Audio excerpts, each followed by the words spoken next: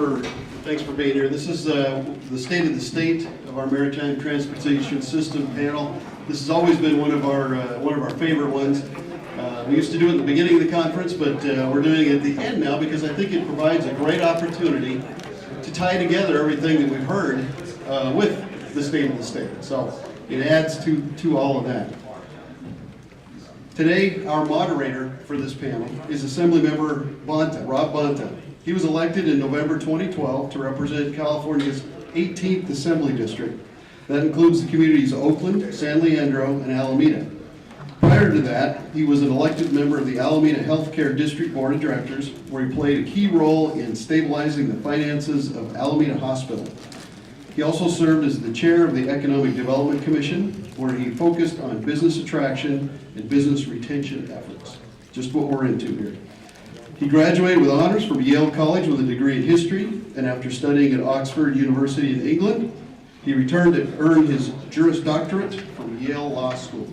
So please join me in welcoming one of our newest Assembly members, and one that hopefully will be around for a long time, Rob Bonta.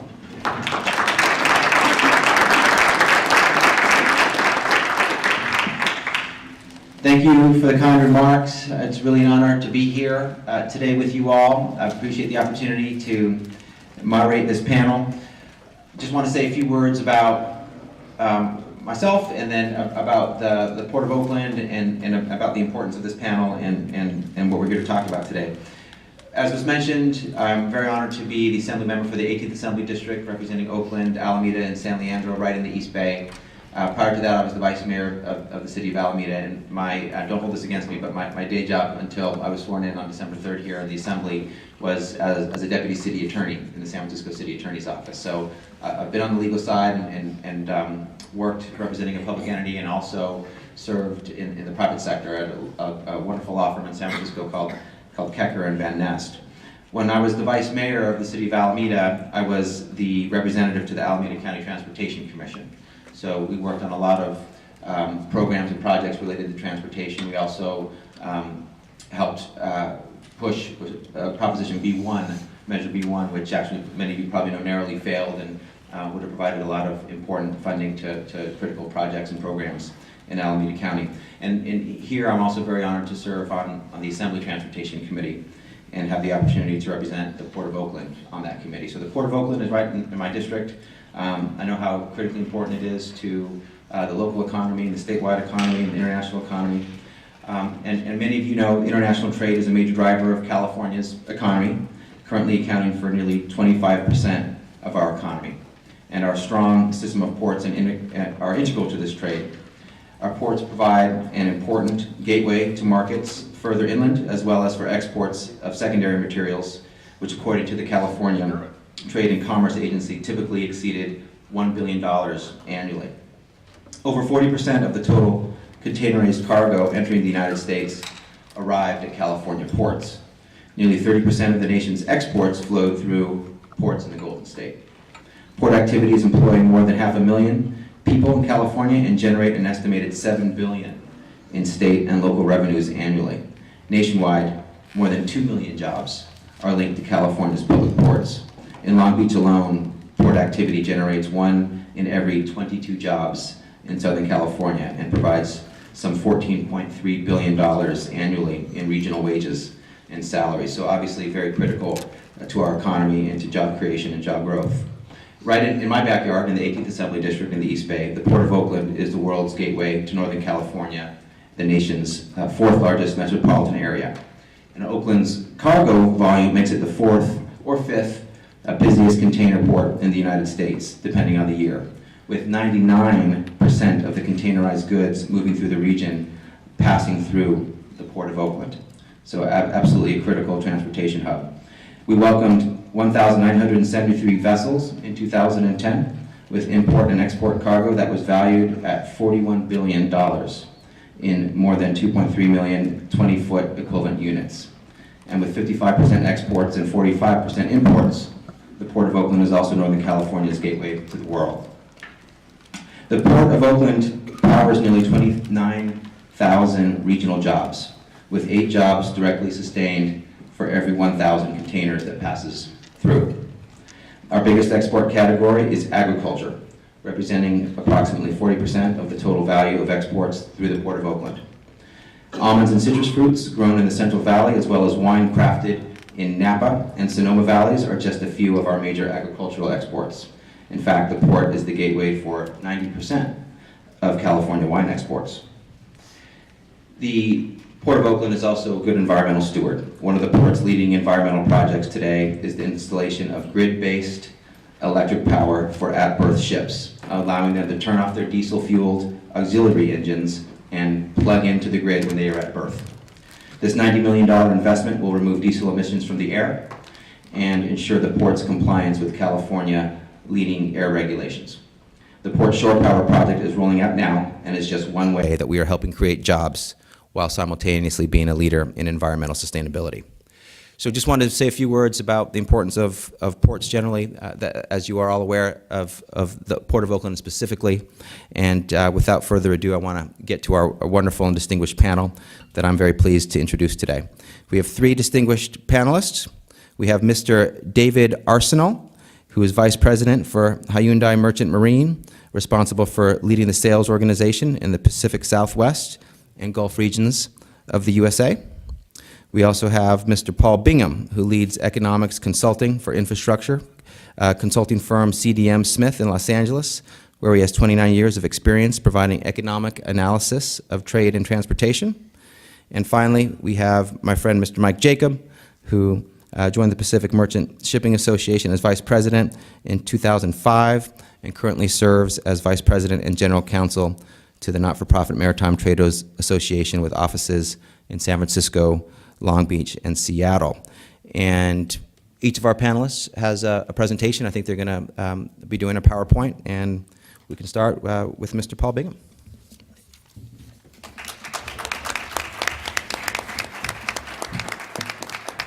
Thank you to everybody for having me back to this event. I haven't been here in a couple of years, but it was a privilege to participate a few times before. It's great to have a member of the Assembly here actually as moderator. I made some efforts last year before the Assembly to move some things that would have benefited the trade community in this state. Not entirely successfully, but we're hoping to keep at it, and hopefully the Assembly will be more receptive this year than last year. My job here is to spend just a few minutes to go through and try to present the big picture, trying to bridge where we are in the state for the maritime transportation system with the larger economy. And Assemblyman has just taken us through a lot of the statistics of where we are right now in the state in terms of the importance of the ports, of what they handle, their impact on the economy. I'm going to try to take this a little forward-looking, outlook for this year, and then some concluding remarks looking a little bit more longer term. So let's go to the first slide. I don't have an advanced clicker here. Oh, no, I do. I'm sorry about that. I do have it in front of me. I promise I'm not going to have too many slides that are just words on them, but I've got a couple of points here that I really want you to understand the situation that we face going into 2013. We're in a situation where the economy is still growing. We're in this now 6th year of the recovery from the recession. We've seen a stronger growth in the early years of that recovery than we've seen the last few years. And unfortunately, the forecast for this year is still relatively slow growth. This is from a U.S. perspective, not particularly just for California.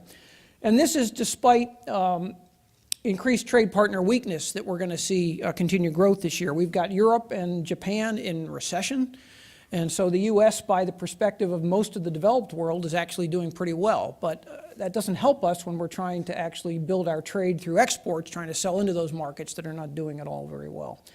The more significant trading partners these days for California and for the country are actually in the emerging markets, especially China. And we saw that their growth also slowed in 2012, and the forecast is that it's going to grow a little bit faster than that this year, but more importantly, it's still faster growth in the developed countries, and I think that's really the saving grace for trade, which we're still forecasting to grow faster this year than the overall economy, albeit still slowly. The recessions in Europe and Japan are likely going to continue, and that's despite strong monetary stimulus. They really don't have the funding anymore for fiscal stimulus. And clearly there's also the Federal Reserve's central banking monetary stimulus continuing right through this year, probably through next year. in the United States with very low interest rates and lots of other attempts such as the quantitative easing to continue to provide monetary stimulus to the U.S. economy. But we're facing a situation where there's slower government spending. That is just unavoidable. We don't have the wherewithal in terms of revenues or overall economic growth to fund faster government spending. The fiscal stimulus that was there at the beginning of the recession is now long gone. We're still suffering from slow unemployment growth and high consumer credit standards that are restraining the pace of recovery, not here just in the U.S., but in those of the developed country trade partners as well. There's good news, however. We finally turned the corner, especially here in California, on the housing market, and I'm going to talk about that a little bit more shortly. But with housing and employment continuing to improve, there really is a strong and a firm foundation for this recovery to continue, and that really is what's behind the state's economic recovery and sets the stage for stronger growth in trade going forward.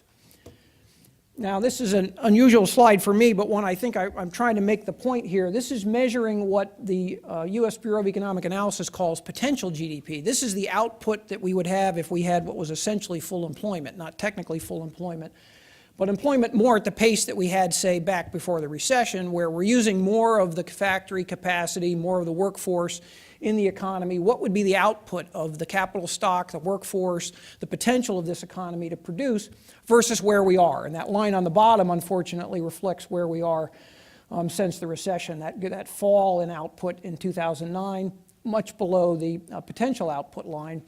And the half-full, half-empty glass story here is that while the economy is recovering, we're actually at a point where the country's economy is now bigger than it was before the peak of the boom, before the recession.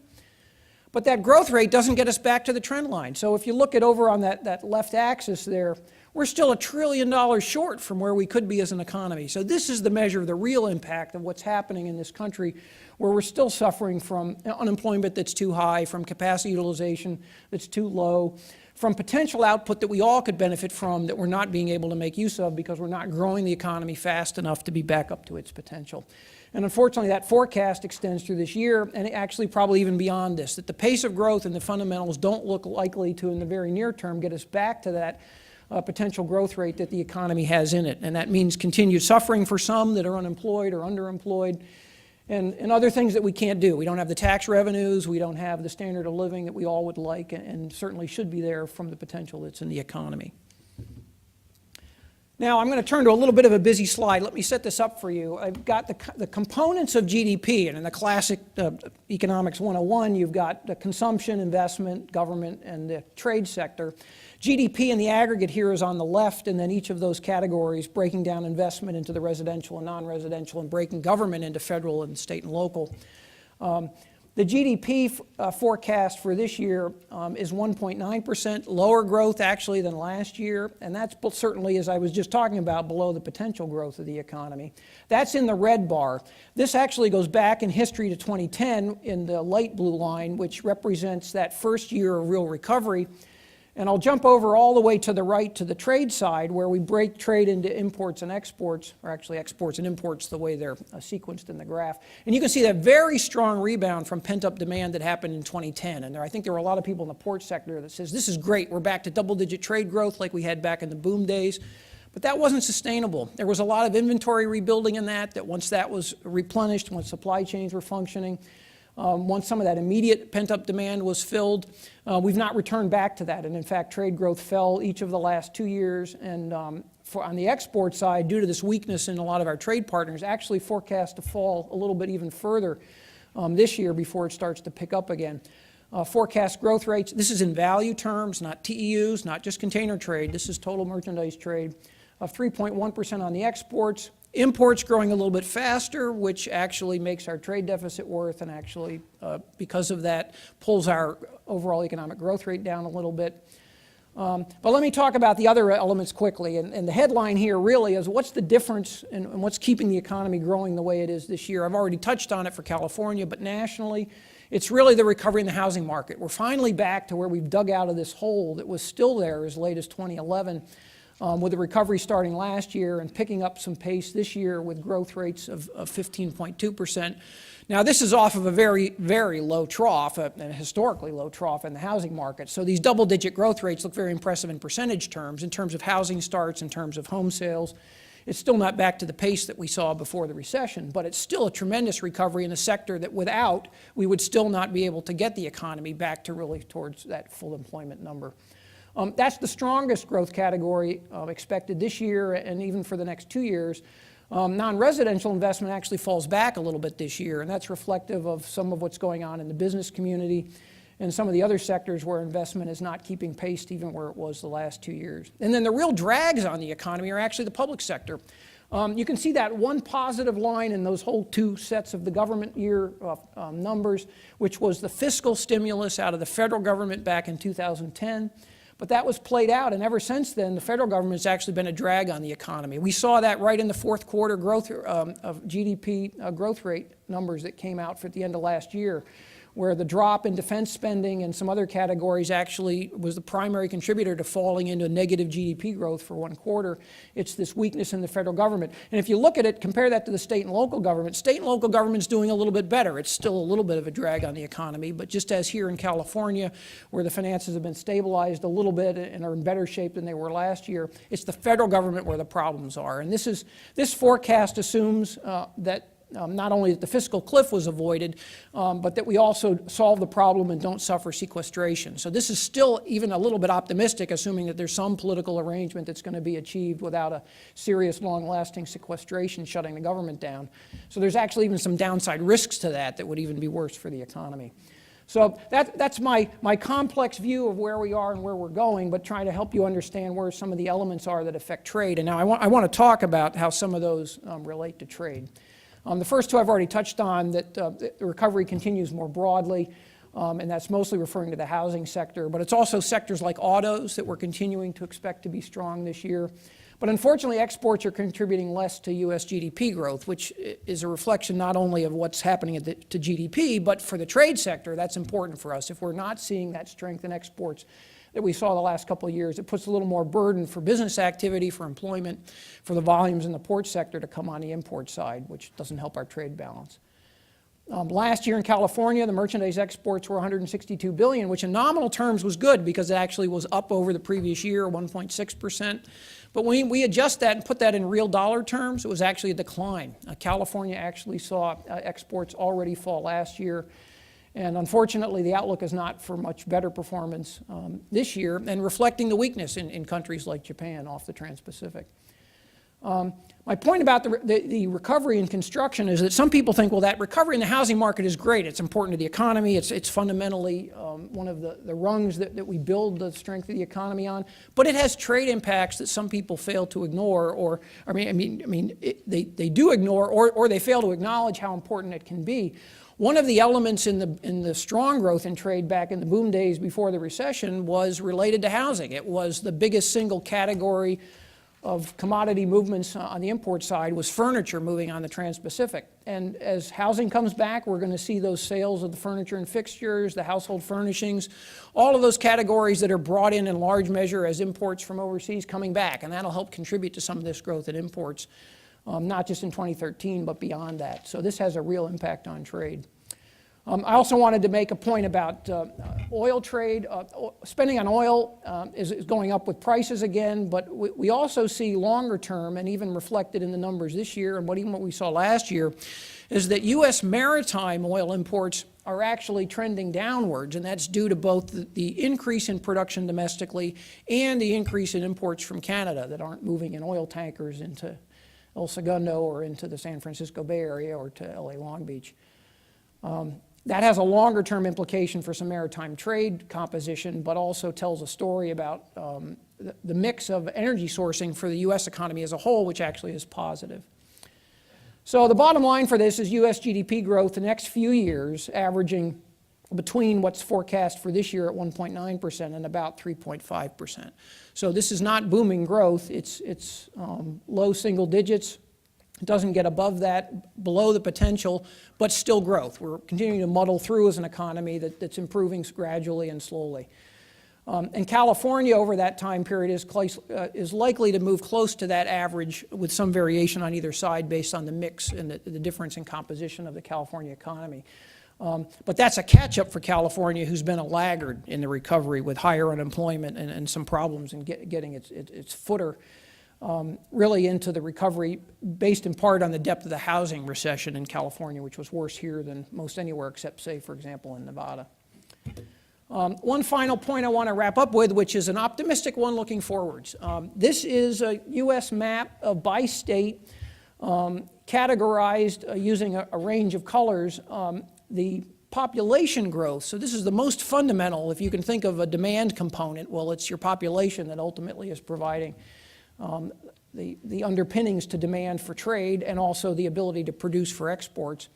If you look at the lowest categories here of 0 to 0.5% growth, or the green where it actually is a decline, those are in the Midwest and the greater Northeast. And if you're thinking of where trade enters into the country, are you going to ship through a Panama Canal route to reach the slower growing part of the country, or are you going to ship through the West Coast into the more rapidly growing part of the country? And this is retrospective. This isn't a forecast. This was just what happened in 2010 to 2011. But the long-term forecasts are continuing to be faster growth in population and migration. Admittedly, some strong growth in the Southeast, but also critically in the mountain states and in the South. And so I think part of the story is not just one of our trade partners, but long-term, the potential for growth of California as a gateway to serve the faster-growing regions of the country. So with that, I want to wrap up, and I'll look forward to participating in the Q&A part of this. And thank you very much.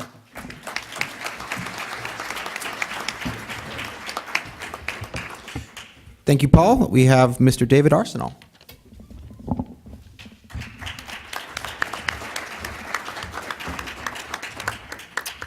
Thank you. Well, I'm glad to see we still have a full room after 2 full days here. We're not sure if you wanted to stick around to hear this panel, or if everyone really is waiting to hear about the big surprise announcement at the very end. What a great hook to keep the room full. My name is Dave Arsenal. I'm with Hyundai Merchant Marine, and after listening to many distinguished panelists before me over the last 2 days, I wanted to just give you a very brief background of myself, and I'm going to try to take a slightly different approach here, so we do not retread some of these other topics that have been brought up over the last couple of days. But I have a maritime background, so I started on the ships, and 4th-generation seafarer, came ashore. Worked through all levels of operations, and now my team and I fly around the country and we negotiate the contracts with the big box retailers around the country, importers and exporters throughout. So the approach that I'm going to take here today a little bit is really looking at where are the emerging trends and what opportunities do we feel there may be for California ports going forward, and looking at it kind of through the value chain of how some of these retailers look at the business, because they certainly play a very critical role in the overall supply chain and flow of goods.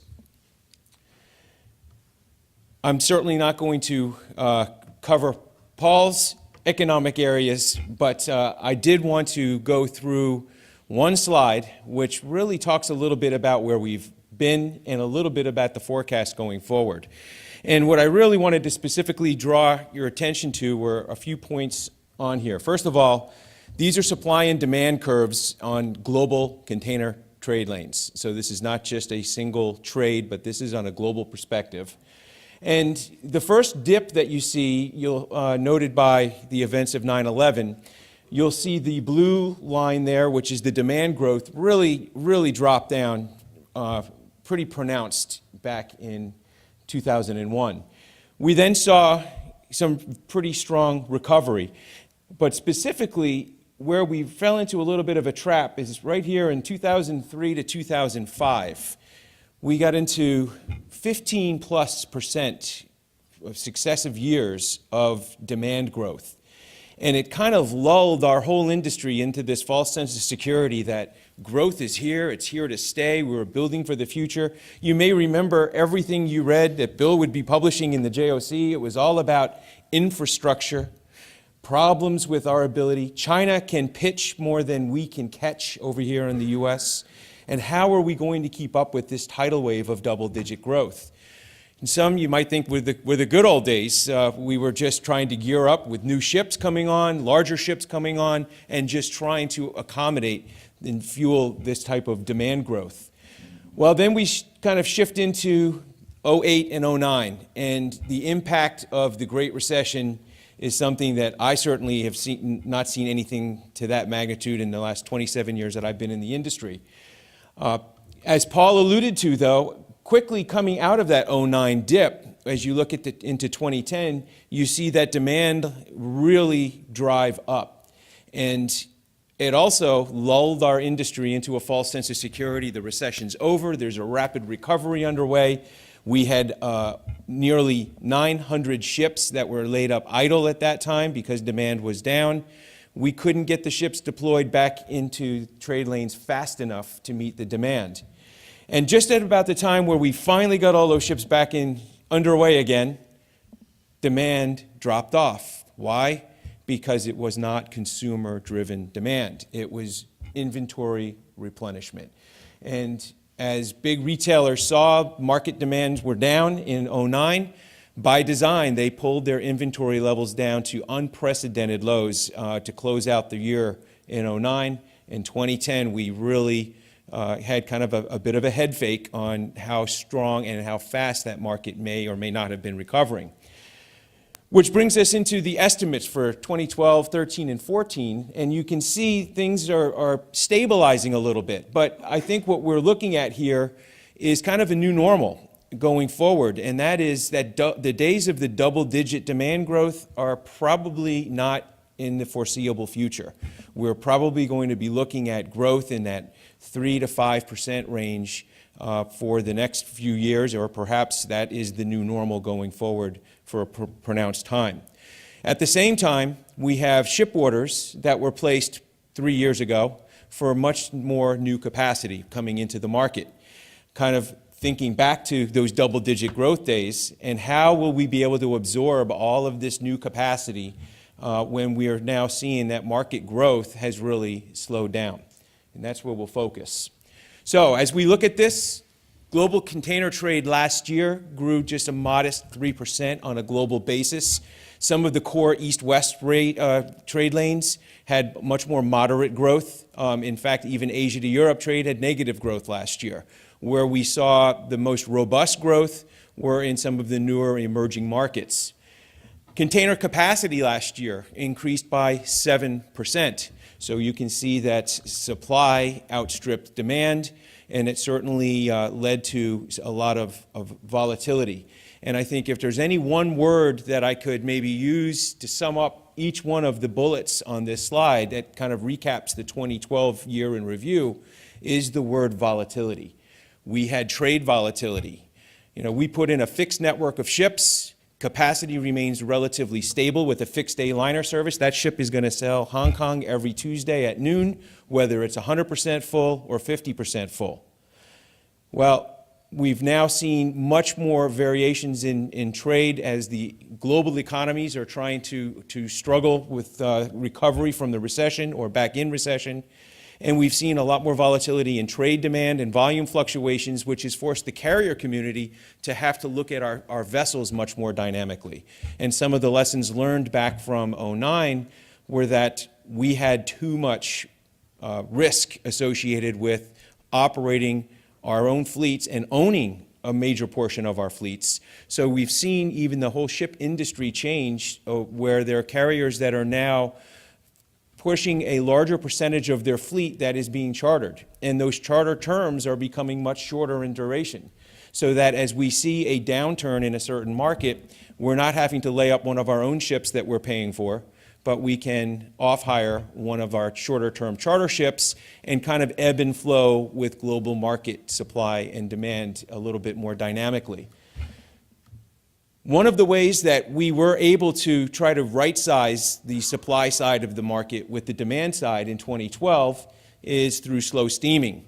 And for those of you that are not familiar with slow steaming, most of the container ships that are applying the waters today, if they were operating at what used to be previous normal operating speeds of 25 to 27 knots, with fuel prices where they are today, trading between $650 up to $700 per metric ton, we have intentionally slowed down the ships.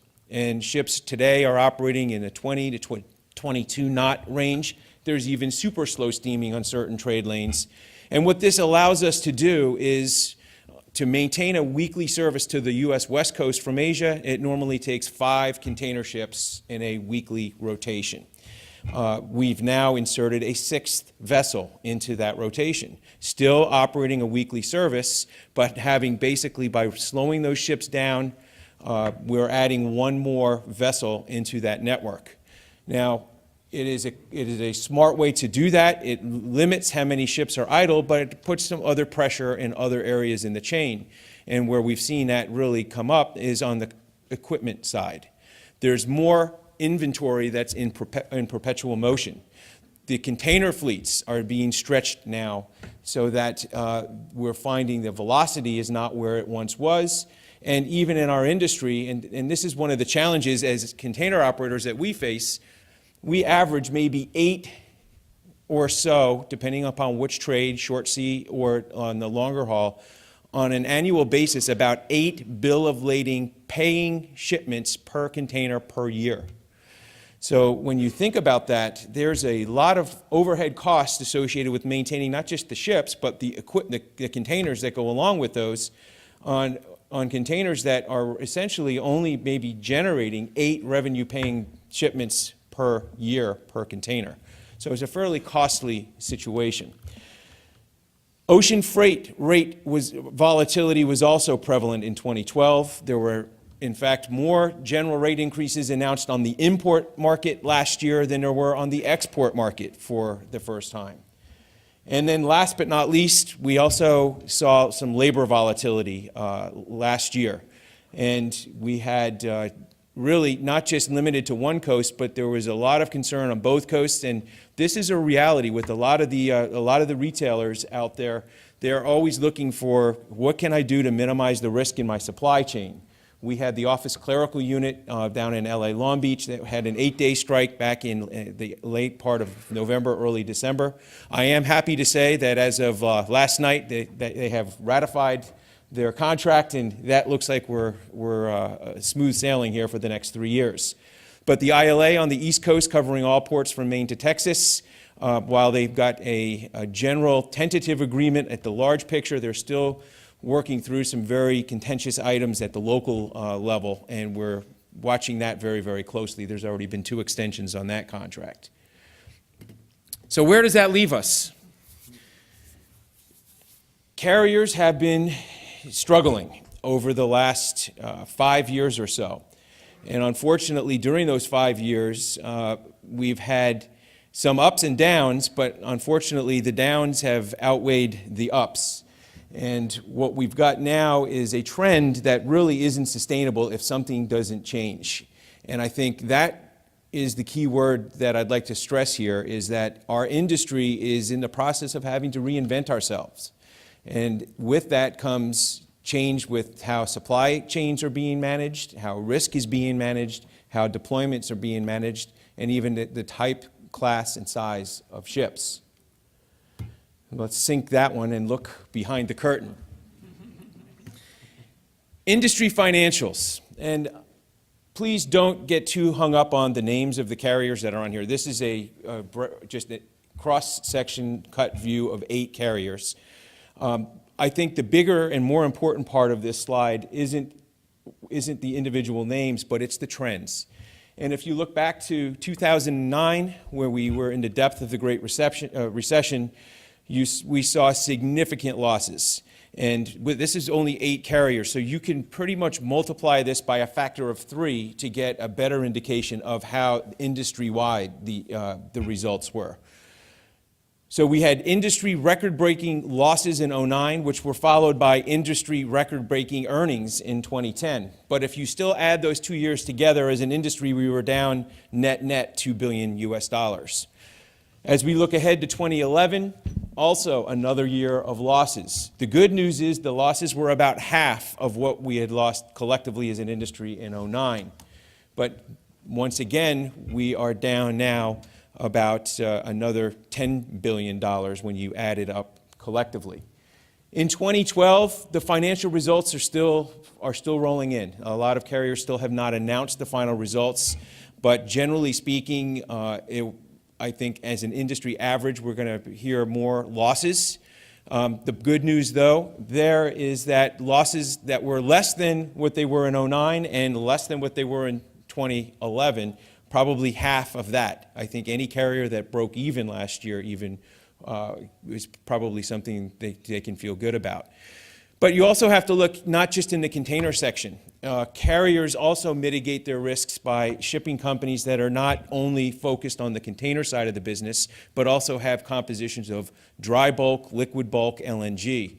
And it's kind of a way to diversify your portfolio and mitigate your risk. And some years it works, and some years, unfortunately, it doesn't. And I think what you're going to find as the financial results start coming in on 2012 is that the shipping companies that had a larger portion of their fleets dedicated to dry bulk, that the losses will be greater. The Baltic Dry Index has been way down, and unlike some years where sometimes the dry bulk helps boost your earnings. If the container division is struggling, last year it was somewhat of an anchor, so it actually pulled the earnings down further. Now, 2013 and 2014 is the big question mark, and there's a lot of mixed messages out there about there's more capacity coming in, what kind of pressure is that going to put on the supply-demand curves, are the rates going to be maintained at this kind of below break-even point, or are we going to see some more rate restoration and recovery? For the Cal Maritime cadets in the audience, this is not the voyage you want to sail onto. We had a few different graphics over the last couple of days, some that had some storm clouds on the horizon. This is a storm that you definitely do not want to be on with this particular vessel. A lot of customers ask me when we start talking about the financial results of our industry, oh, you carriers are always crying about losing money. What are you going to do about it? It's your own fault. You brought this on. People keep talking about carriers going out of business, but nobody ever does. And it's easy and understandable why many would draw that conclusion, because it's not a single event, it's an evolution. And in order to really understand how things have evolved in our industry, you really have to look back over a bit of a longer timeline. And if we look back to 1995, this slide helps identify where some of these major mergers and acquisitions have taken place, going back to going back to the NOL acquisition of APL, going back to the acquisition of Sealand by Maersk in 1999, CP Ships, and remember, CP Ships was already a conglomerate of TMM, Cast, Canmar, so there was already a number of different brands that were embodied in that, including Likes Lines. And what we've seen is a general shift of a lot of the blue water, large U.S. shipping companies that are now no longer in existence. Still a dynamic Jones Act domestic trade in some of the brown water services. But today, we've continued to see these mergers and consolidations continue, and it's likely that this trend will continue going forward. The little note at the bottom is something to customers. And I think we've kind of hit a moment of truth in our industry, which is, what is the value placed on service? And will a customer be willing to pay a premium for a premium service? Or is it just all about the rate? And if it's just all about the rate, it's then a race by carriers to just strip every bit of cost out of their business, and that's the only way they'll be able to compete. I still think that there's a niche for that service element out there. There's certainly more of that niche probably prevalent on the import side, where we're importing finished manufactured goods, than perhaps on the export side, where that waste paper exporter is maybe not as concerned about his transit time. However, it still remains to be seen, and customers are going to have an impact on the speed and the depth of consolidation. If they just drive the rates to a point that continue to be unsustainable, it's going to force change in the industry. The vessel sizes are increasing. This is something I am excited about, and I think we should be excited about it here in California. We're seeing growth, and it's really not driven by carriers forecasting tremendous market vitality and economic growth that we say we have to add these ships and larger ships. What's really driven this has first been environmental, the need for cleaner, greener ships, emissions control areas where we're operating with increased emissions controls that are 200 miles off the coast. So a ship life was at one time 30 years, and we're finding now that that timeline has kind of shrunk, not because the ships are not any less stable or not built to the same class or standards, but because the regulatory environment is changing faster than some of the technology on the ships are changing. The real game changer, and there was a question asked yesterday about the Maersk Triple E class 18,000 TEU ships. They're really not designed to come to the U.S. market. They would be post-Panamax for the new Panama Canal. But what's going to happen is these new, larger ships are going to be deployed in the Asia to Europe trade lane through the Suez, where there are no real size limitations, and they'll end up cascading the larger ships that are currently there, replacing them into the Trans-Pacific trade. So we are going to see an increase in the number, and we've already begun to see this trend, of ships that were 4,000, 5,000, 6,000 TEUs that we're calling West Coast ports, now creeping up to 8 to 10, and even up to potentially 12, where we have one carrier that's starting a regular deployment with that size and class ship. The West Coast ports are well suited to accommodate these ships. So I think it puts us in a very positive, unique position. But there's also a slot cost economic impact here. And that is, it's been determined in the Asia to Europe trade that the difference between an 8,000 TEU ship and a 12,000 TEU ship equates to about $150 per TEU. So that's $300 per 40-foot container. So if you make that same comparison up to an 18,000 TEU ship, there could be as much as a $600 cost advantage, and it kind of forced the industry, once one carrier moved forward with these ultra-large container ship orders, to have to react to that, because they would not, over time, be able to continue to compete with that type of a slot cost disadvantage. So to kind of wrap some things up here, you kind of read this slide across. On the left side are some trends that we're looking at for 2013. And on the right are the corresponding opportunities that go along with those trends. The first is what we just finished with, the increased vessel sizes. California ports are big ship ready, coining some terminology from our friends in the Port of Long Beach. And we've seen that. Port of Long Beach has had a very impressive growth rate in the early part of 2013, up by 16%. And a big part of that is because they're big ship ready, and some of these larger ships are beginning to call, and they're calling over in Long Beach. But it's not all good things with vessel sizes on the upside. There are fewer port calls because there are some ports that just can't accommodate those ships. There's longer port times, and this is where we have to continue to work closely with labor as our partners to look at creative ways that we can get these ships turned around. If you've got a 10 to a 12-day transit from Hong Kong to LA, and then the ship is working for 5 days in port, that's almost another half across Pacific sailing if you're the last box off the ship. So you really, that port dwell time becomes a much, much bigger and visible aspect by customers. Increased hub and spoke. So yes, slot costs might go down on the direct calls, but for the connecting ports that are feeding into those hubs, there's now extra handling costs. So some of the savings gets offset or mitigated by increased connections and extra handling costs.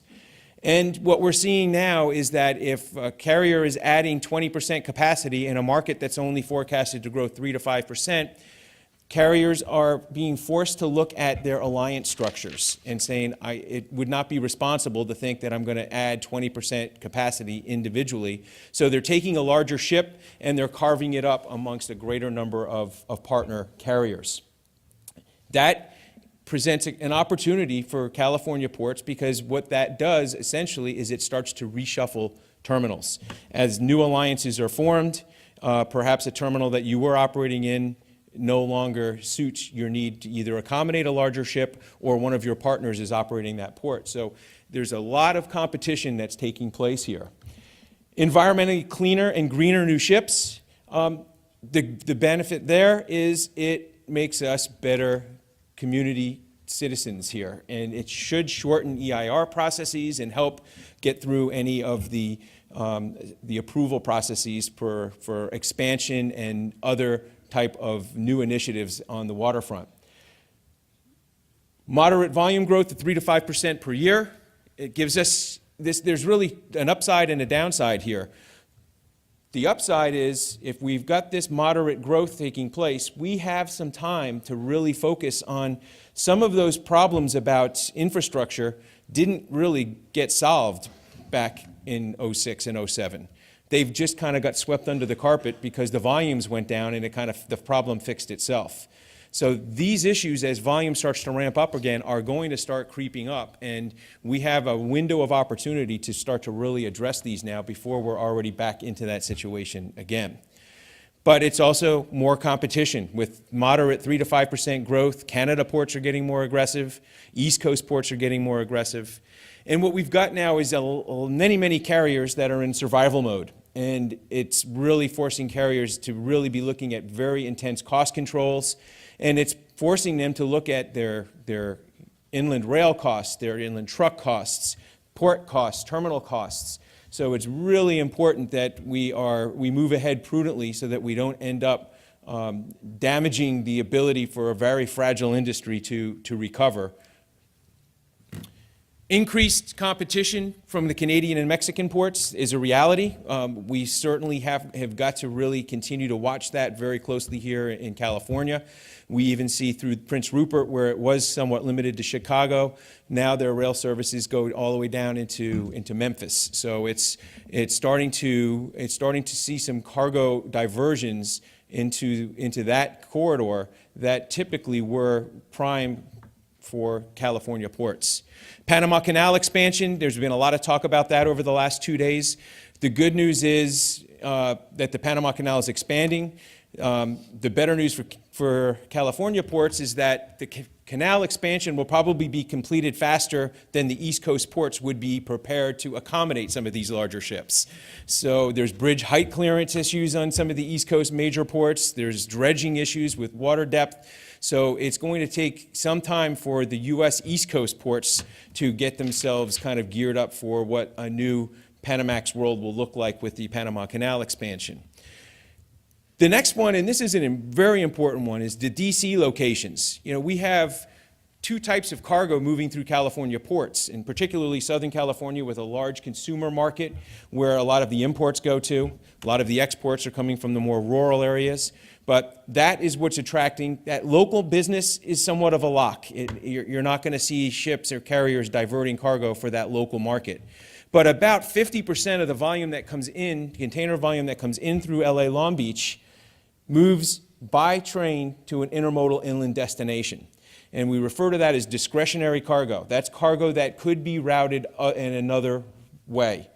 That's the business that we really need to, in California, fight to maintain.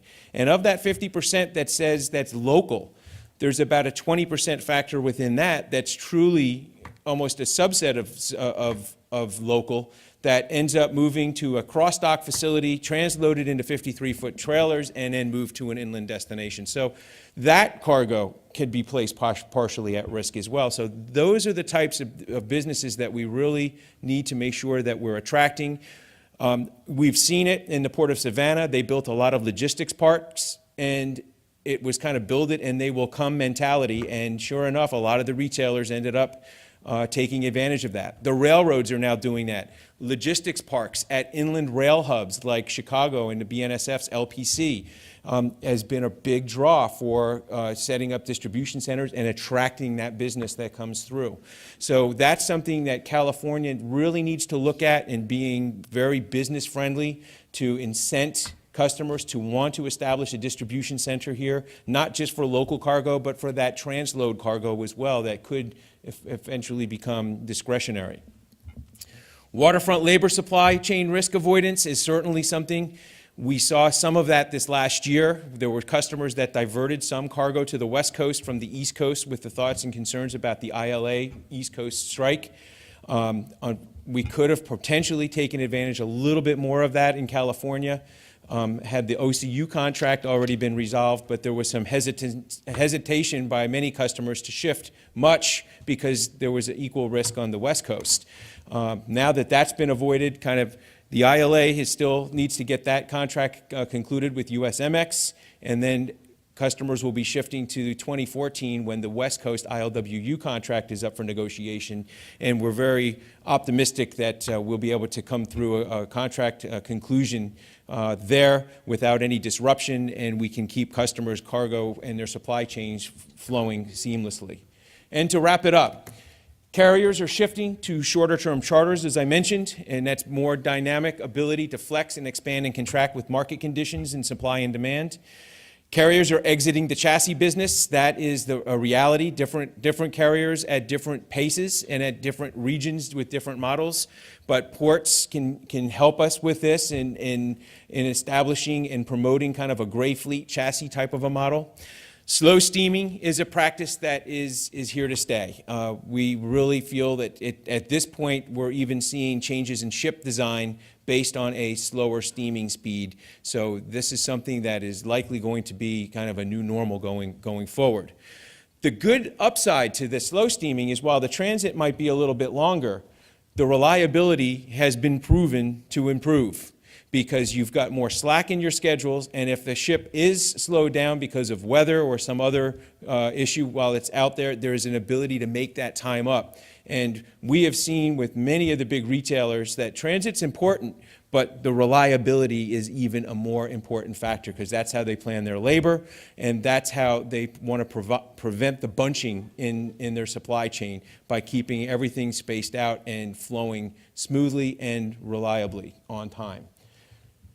Increased interest in multi-year contracts. This is something that we're deeply involved with in discussions with many customers across the country right now. Because of the volatility in the rates, they are looking for a multi-year type of a partnership discussion with carriers with a little bit more rate stability built into them, minimum, maximum adjustments at the end of each year. And that's something that we're seeing a lot more transparency with index type pricing that are available in the public domain with the Shanghai Freight Index, et cetera, that are making it a little bit more easier to get a gauge on where spot market rates truly are. So in short and summary, it's all stakeholders. We need all hands on deck to really help in this regard. With new competitive pressures with the canal, the railroads have to keep us competitive with the inland costs in moving cargo through West Coast ports to inland destinations. The trucking community's got a role in this. The ports have a role in this. The terminals have a role in this. The environmental side, and certainly the legislators, all working together to try to maintain and improve overall competitiveness. Thank you.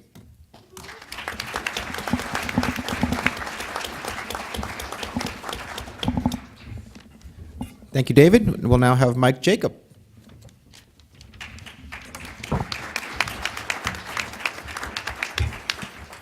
Thanks, Assembly Member. I just want to say this before I start, that I did tell Rob, since I'm going last in the last panel, that even though I'm a constituent of his, he can kick me really hard, and I'll promise to consider voting for him in a year and a half. Just jump straight to where we're leaving off from David's segue on competitiveness. Our policy challenge here, moving beyond the business proposition, is how do we make ourselves more competitive? And we really can't afford not to. and we can't afford not to, both on the economic side and also on the environmental side. We have demonstrated on the environmental side that we can grow cargo, but also do it in a way that's more environmentally friendly and in a way that does not impede growth. But the economics are really what's driving the consideration now. And let's look at just some of the statistics. This is from the Port of LA in 2007. Obviously lots of jobs, but more importantly, for policymakers, per container tax revenue yields, $240 per container. And look at the personal income and jobs per container numbers. Those, containers are driving business, and not just at the port, but off port too. And you look at that total overall state and local tax revenues, even from the Port of Oakland, at about $250 million in 2010, and that was a down year. So what we're looking at is doing that. We're also achieving these success stories. This is from Port of LA and Port of Long Beach, talking about the air quality improvements we've been able to achieve while still being competitive. But the problem is that everyone else in the world knows what those slides mean, and that means you will really reap the benefits if you can capture that next box and keep someone else from getting it. And so that's precisely why these trade cargoes are coveted by our competitors. But we have not kept our eye on the prize, and that's why we're losing market share. We don't do what our competitors do, and some of you have seen these before. The ad on the left is from the Port of Seattle, aimed squarely at Southern California. The pitch slide out of a PowerPoint from Canada is, again, aimed squarely at LA Long Beach. And these are the folks who we're competing for. We're competing on the margin for $148 a TEU in fees when we're losing the big picture on $200 just in tax revenue, not the rest of the question on how do we benefit from having additional boxes moving through our port. So, Rob, you can close your ears for this. When we're in law school, we always talked about how we have math for lawyers. When we cross the Sacramento River, we call this math for politicians. This is our oversimplified cost per box math. And really what we already have in California, we all know, is it's high base supply chain costs. Everything in California costs more already. But we also have a number of California-only costs that drive our numerator. And then our container volumes are decreasing, which unfortunately decrease our denominator. The easy math is our overall cost per box go up.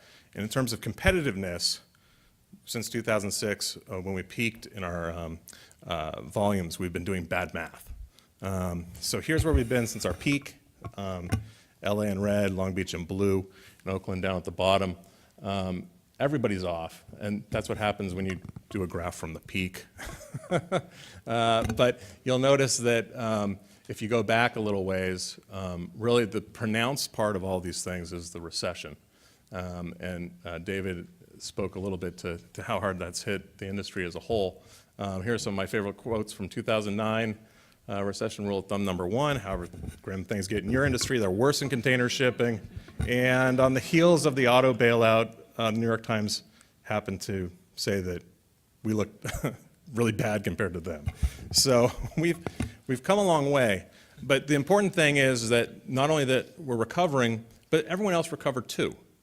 And everyone else suffered a recession too. So what happened with us relative to our competition? And we lost market share. So go back and look at some of these numbers. Everyone's going to drop off a little bit, but no one else dropped off as much as we did. And we're still not back anywhere close to where we were in terms of overall market share, especially on the West Coast. Part of the reasons for that is that we peaked in 2006. The recession started, end of 2008. In 2007, which was not a recession year, there were only 2 ports out of the 50 largest container ports in the world that didn't grow, and they were at LA and Oakland. That's a problem. That's not just us losing market share, that's us losing direct volumes. And here's where we have been since our peak in 2006, the last 6 years. All the ports, over 2 million TEUs in the country. The only ones that aren't, in North America, the only ones that aren't growing are LA, Long Beach, and Oakland. Those trends, by the way, extend a little bit further. If you looked at West Coast, Seattle and Tacoma would be down as well. But they have that direct Vancouver, BC competition. You drive that number up a little bit. And we really take this seriously, both on the policy side, but also we represent direct labor employers, and it has a direct effect on the waterfront economy. This is how closely, people don't appreciate how closely our work shifts track with TEUs. They're pretty strongly correlated, and we're still about 17% down at the end of last year in total shifts that we did from 2006. And what does that mean just for the waterfront economy? It means that we're about $200 million off in our total payroll as we were in 2006. That's devastating. That means we're not making money. It means our labor isn't making money, and that means all those multiplier effects you saw are just not happening through the rest of the economy. We're not maximizing our capacity, and we're not bringing home the longshore payroll for the local community, but we're also not being able to reinvest the way we should. So baseline operating costs are already higher in California across the board. That's going through every different component of what we do, and you've all heard that story about California costs in general, but let's be a little bit more specific with respect to commitments that we've made to the environment, commitments we've made to our communities, and some of our industry-led efforts to improve efficiency. We still have only really begun to scratch the surface of the amount of volume growth we need to have to get back to where we were before. So one of our California-only costs can be attributed to the infrastructure in Southern California with the Alameda Corridor. We are still not back up to the place where we expected, and we're underperforming on the number of trains we're moving through the corridor, and we've had to implement higher fees to offset that because we're using user fee models. When your volumes aren't matching, you've done the wrong thing in terms of what you have to do to get that next box. You've increased costs. So it makes it less of an incentive for you to get that next box that you need, not more. The same thing's true for Pier Pass. The story on Pier Pass is it's an operational California-only cost against in Southern California, and it's a unique operating agreement between terminals, so we can really do some congestion management pricing and become more efficient, use our terminals to a higher capacity. But it was really successful in moving cargo off, and ultimately, to maintain the sustainability of that program, we've had to increase fees too.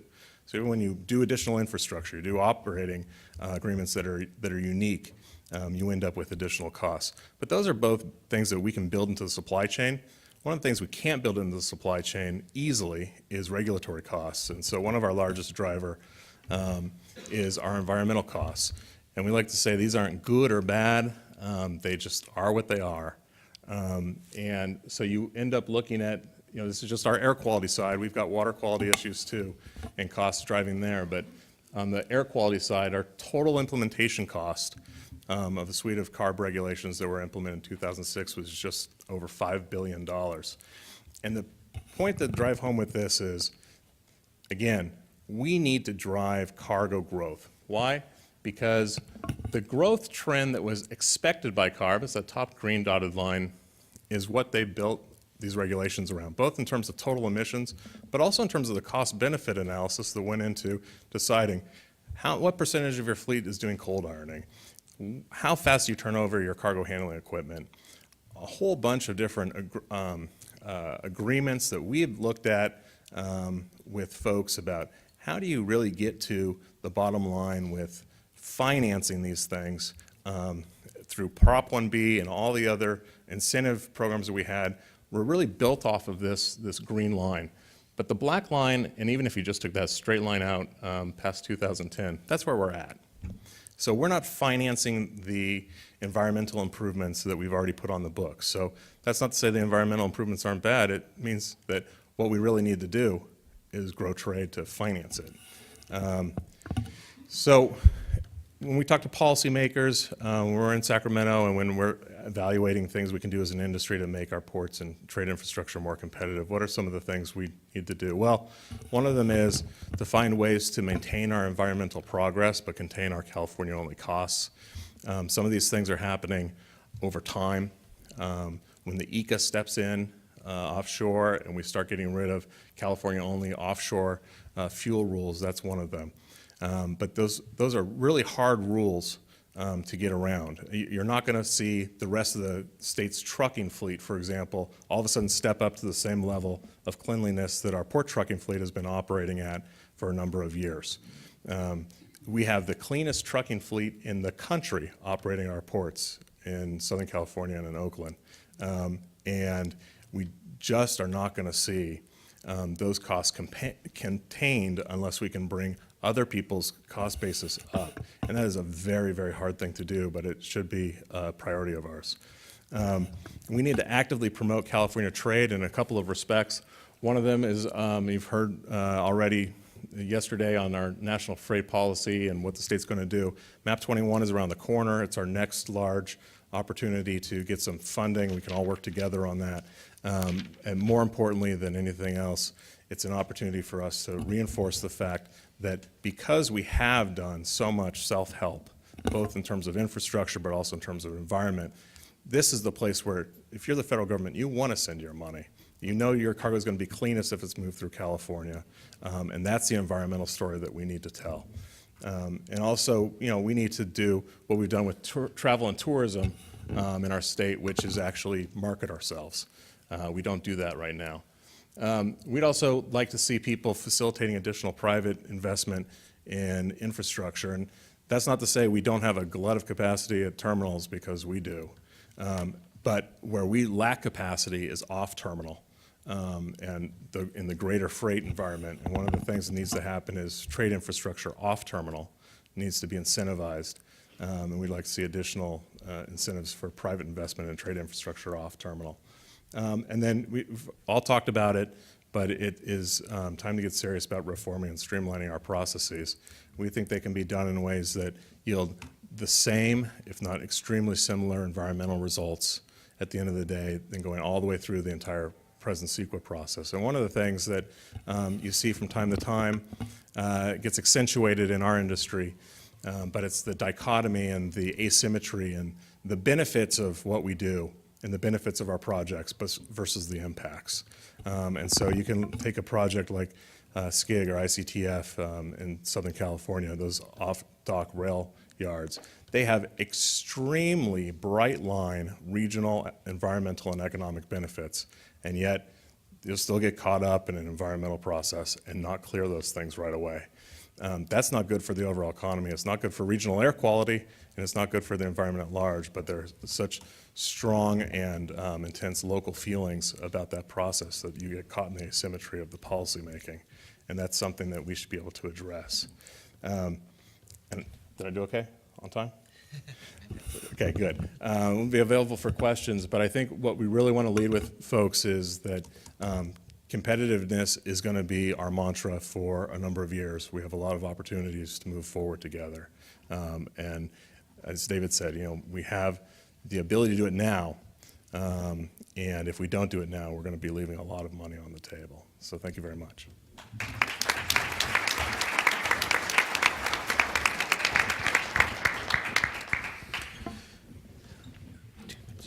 Great. Thank you very much to Mike Jacob, Paul Bingham, and David Arsenal. Let's give our panel another round of applause. And we are close to time, but we have some time for a couple of questions. Anyone have a burning question they'd like to ask the panel in the back? Assembly member, my name is Brian Hooker. I work with Congressman Garamendi's office. I had a question as it relates to ballast discharge and some of the issues that you guys addressed in terms of vessel life expectancy, unique California regulations, and we've been approached in our office. It seems that these regulations are kind of rolling out. And I just wanted to get your thoughts on how they might affect the industry in that capacity. I'll address that really quickly. We have the strictest set of ballast water rules in our statutes right now in the books, and they're not practically achievable So we've found ourselves as an industry in a very odd position, which is begging state regulators for best available control technology. There's a number of other states that have gone through the process and decided that the best thing to do is to adhere to U.S. Coast Guard and IMO standards with respect to what's the best available control technology out there. And so that's something we're going to be working with State Lands Commission and several legislators this year on making sure that we're staying on the cutting edge and at the forefront of best available control technology, but not going so far beyond that line that it's impossible ultimately for us to bring ships in. So, but it's a great question because it begs the question about where do you set your standard in order to drive technology as opposed to what's actually achievable in the short term and how do you maintain a practical balance to your regulation. Sir. This is for David. We mentioned, this is Tom O'Brien, Catholic Long Beach. We mentioned the evolution of the equipment management over the past few years, particularly with regard to chassis, and the ports facilitating. And the ports facilitating that process. I'm wondering if you could say a few more words about what the carriers expect from the ports with regard to chassis management. Is it land assembly? Is it making, is it policy? What's going to facilitate that transition? That's a great question, and I don't know if there's one single answer for that because I think we're going to see regional differences from port to port and location to location across the country.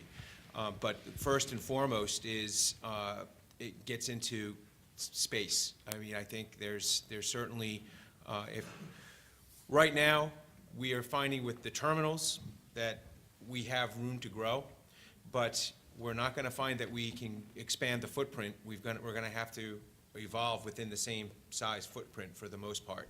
A lot of the growth plans are kind of running their course. So we're going to end up in a more densified type of a terminal operating environment going forward, and that's going to start to make us look more similar to many of the terminals that we see already operating in that way in Asia, where it's for the most part, an exclusively grounded operation.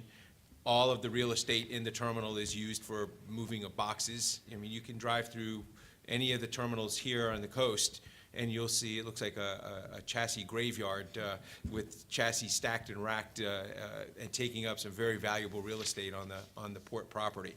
So looking for near dock alternatives and shifts to that.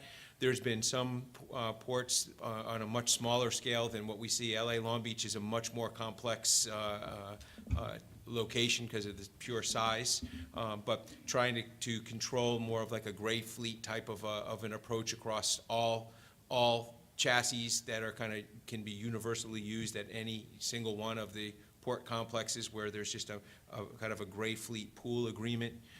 That's happening right now in the Port of Norfolk. And there in LA Long Beach, there's some best practice working committees that the ports are involved with and trying to get some of the terminals talking about what might be a solution down the road. So part of it is just engaging in the discussions. Okay, I think we're at time. I'll volunteer our distinguished panelists to be available if there's any other questions. But let's give one more round of applause for Paul Bingham, David Arsenal, and Mike Jacob. Thank you.